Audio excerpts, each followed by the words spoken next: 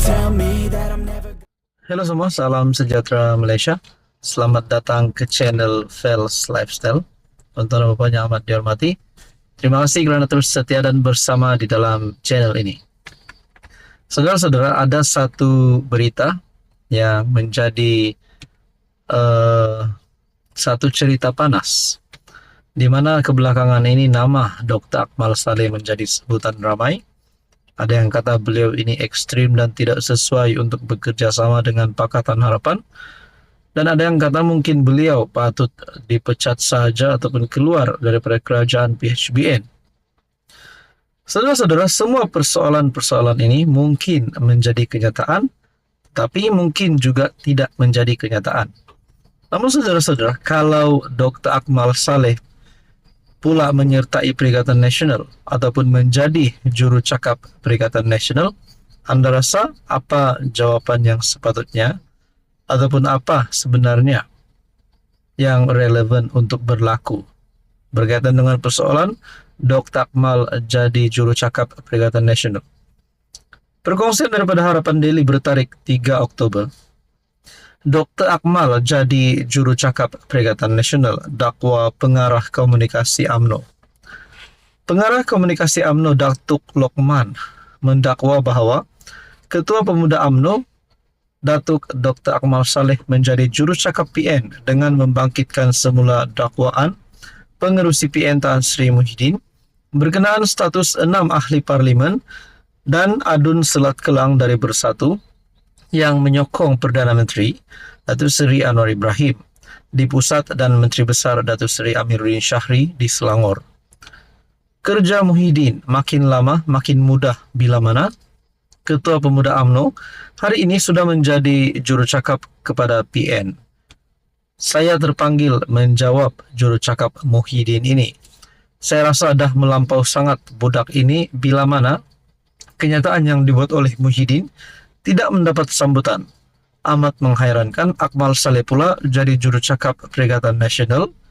Din Tompok ini bukan setakat pakar lompat.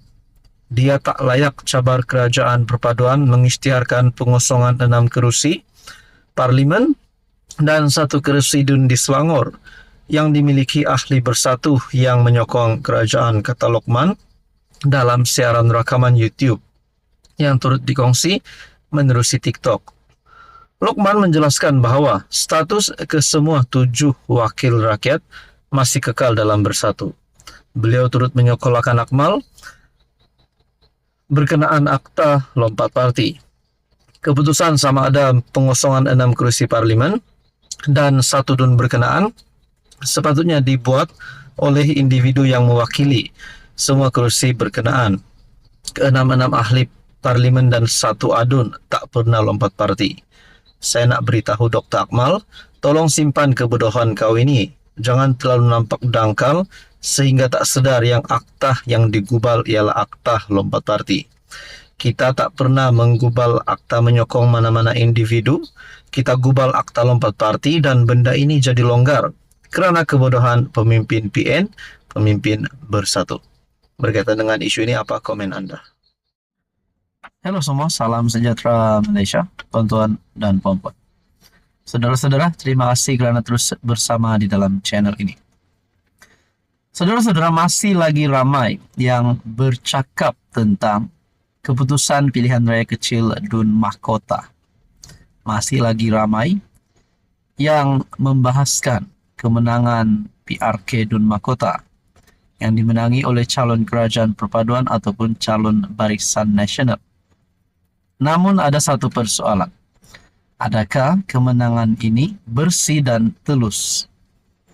Saudara-saudara, disahkan kemenangan calon Barisan Nasional majoriti 20,000 lebih undi, di mana PN hanya mendapat terlalu sedikit, iaitu hanya 7,000 undi berbanding Barisan Nasional ataupun Kerajaan Perpaduan.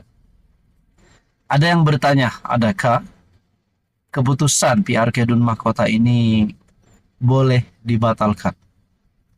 Adakah terlibat unsur rasuah? Adakah terlibat salah proses kiraan undi yang tidak sah? Saudara-saudara, ini menjadi persoalannya. Satu perkongsian daripada Malaysia Gazette bertarik 29 September, polis siasat dakwaan berlaku pemalsuan identiti pengundi PRK Mahkota. Adakah dengan dakwaan kononnya berlaku pemalsuan identiti pengundi PRK Mahkota? Kalau benar ada pemalsuan undi, adakah ini akan memberikan satu situasi di mana PRK Dun Mahkota tidak sah? Adakah proses kiraan undi tidak sah?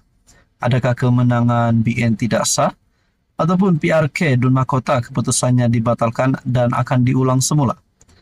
Setakat ini belum ada pengumuman rasmi bahawa PRK Dun Mahkota akan diulang semula. Kalau diulang semula sudah pasti PN akan bersorak gembira.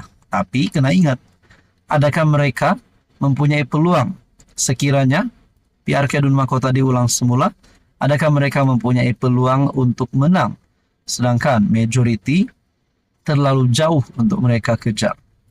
Saudara-saudara yang amat dihormati, polis membuka 2 kertas siasatan berkenaan kesalahan pada hari mengundi PRK Dun Mahkota.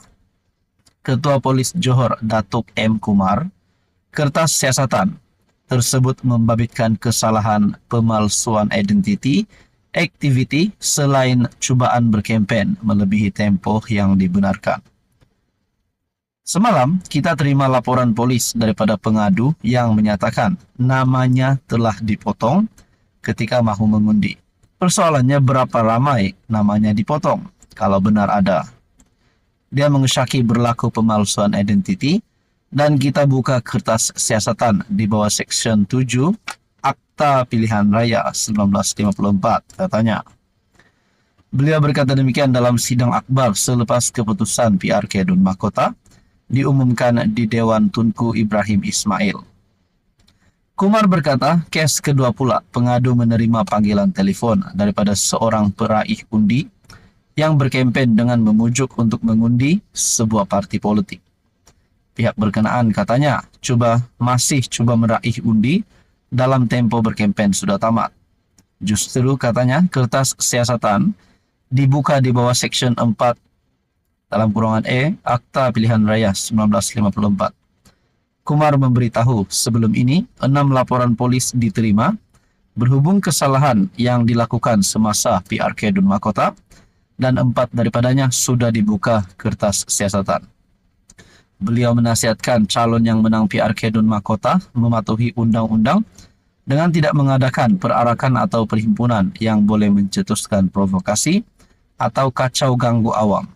Polis Johor telah mengatur gerak seramai 878 pegawai dan anggota untuk penugasan pasca pilihan raya kecil. Ini bermakna daripada sekarang sehingga 30 September, pasukan ini akan terlibat dalam mengatur gerakan sekatan jalan raya dan pemantauan secara keseluruhannya, katanya.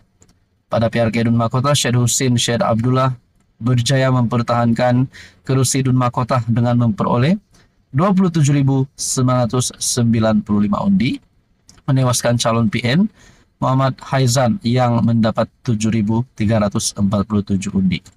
Saudara-saudara tuan-tuan, adakah ini sedikit sebanyak akan menjadi penyebab kepada pembatalan PRK Dun Mahkota? Kita pun tak tahu. Apa komen Anda?